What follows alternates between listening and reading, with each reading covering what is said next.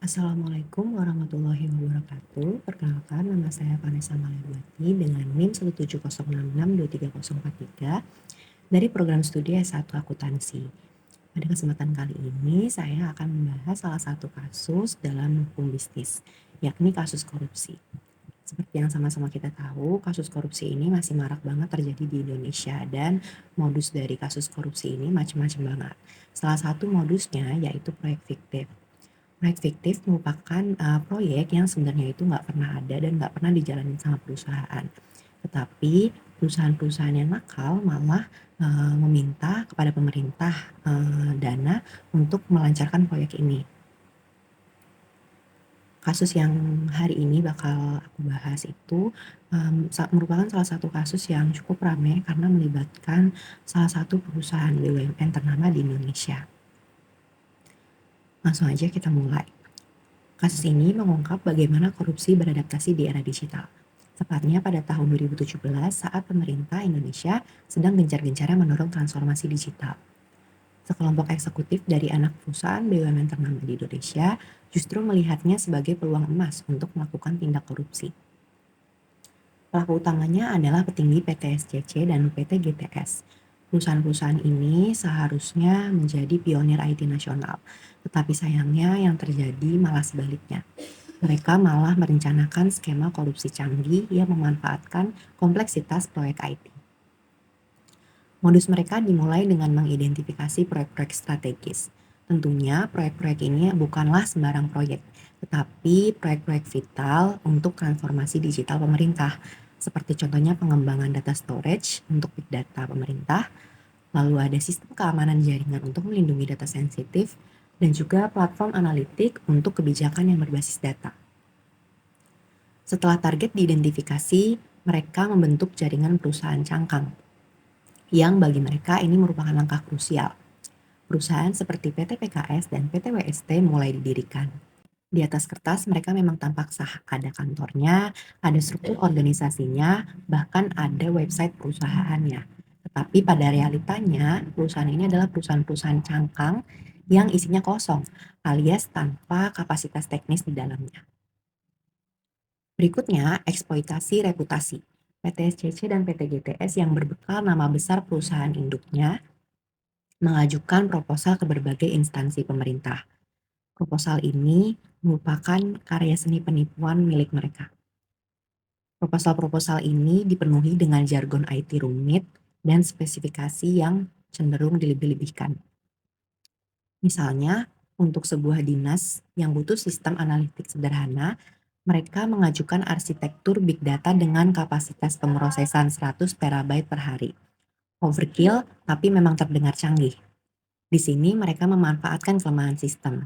Banyak pejabat pengambil keputusan yang saat itu belum melek IT. Ditambah, reputasi perusahaan induk membuat proposal-proposal ini lolos tanpa pertanyaan kritis. Dan alhasil, total nilai kontrak yang mereka menangkan itu sangat-sangat fantastis, yaitu senilai 324,8 miliar dari APBN. Setelah kontrak ditandatangani, tentunya tak ada pekerjaan nyata. Dana proyek dialirkan ke perusahaan cangkang dengan alasan pembiayaan modal kerja. Saudara BR, Direktur Keuangan SCC, diduga kuat berperan mengatur aliran dana ini agar tampak legal. Mungkin saja dengan memecah transfer atau menggunakan rekening perantara. Tetapi tentu pasti akan ada yang curiga karena proyek sebesar ini pasti dimonitor atau diawasi. Dan disinilah bagian paling cerdik. Mereka membuat laporan kemajuan palsu. Bukan sekedar dokumen-dokumen asal-asalan, tetapi mereka menggunakan laporan mendetail dengan diagram jaringan kompleks, data kinerja fiktif, bahkan screenshot-screenshot dari sistem yang sebenarnya nggak pernah ada. Di sini perusahaan cangkang juga mengambil peran. Mereka menyediakan bukti pendukung, nota pembelian server high-end, sertifikat pengiriman, bahkan dokumentasi pelatihan staff.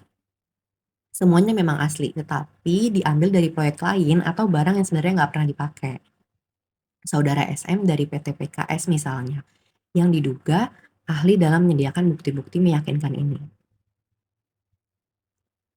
Lalu bagaimana hasil dari rencana mereka ini? Tentu proyeknya dinyatakan sukses. dana dicairkan penuh. Para pelaku berpesta. Tetapi bagaimana bagi negara dan juga rakyat? Tentunya hal ini merupakan bencana. Pertama, berupa kerugian finansial senilai 324,8 miliar yang kalau diperkirakan dana segitu itu bisa buat bangun 300 sekolah dan 50 layanan kesehatan. Tetapi yang lebih miris lagi adalah tertundanya mimpi Indonesia digital. Sistem analitik yang harusnya membantu pemerintah membuat kebijakan tepat sasaran malah nggak pernah ada.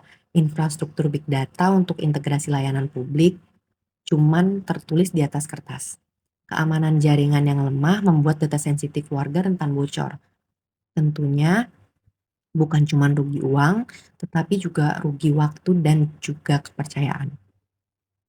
Kasus ini akhirnya terungkap pada tahun 2023 berkat keberanian whistleblower atau ketelitian audit internal. 8 terdakwa akhirnya sudah divonis pada Maret 2024. Tetapi tentunya menghukum individu tidaklah cukup, kita perlu perubahan sistem. Apa sih yang bisa dipelajari dari kasus ini? Pertama, di era digital, korupsi itu bisa bersembunyi di balik kompleksitas teknologi. Tentunya kita perlu auditor yang paham akan IT dan bukan cuman paham angka aja. Yang kedua, penguatan sistem whistleblowing. Mereka merupakan garda terdepan integritas yang harus sama-sama kita lindungi. Lalu yang ketiga, audit teknologi oleh ahli IT independen. Yang keempat, transparansi penuh dalam proyek IT yang dimana laporannya harus bisa diakses dan dimengerti oleh publik. Dan tentunya yang paling krusial adalah memblacklist perusahaan-perusahaan yang terlibat dalam kasus korupsi. Jangan biarkan nama besar perusahaan induknya atau anak perusahaannya itu menjadi tameng dari kejahatan. PT-PT yang terlibat dalam kasus korupsi ini atau kasus korupsi lain itu harus dilarang untuk ikut tender pemerintah. Pada akhirnya, kasus ini mengingatkan kita bahwa kemajuan teknologi tanpa integritas hanyalah kemunduran terselubung. Dalam perjalanan transformasi digital, kejujuran dan akuntabilitaslah yang harus menjadi kompas kita. Mari kita jadikan kasus ini momentum untuk membangun ekosistem IT nasional yang berintegritas, di mana setiap baris kode, setiap gigabyte data adalah langkah menuju tata kelola yang lebih baik. Indonesia layak mendapatkan transformasi digital yang benar-benar transformatif, bukan hanya dalam teknologi, tetapi juga dalam tata nilai. Mungkin segitu saja penjelasan saya tentang kasus proyek fiktif PT SJC dan PT GTS.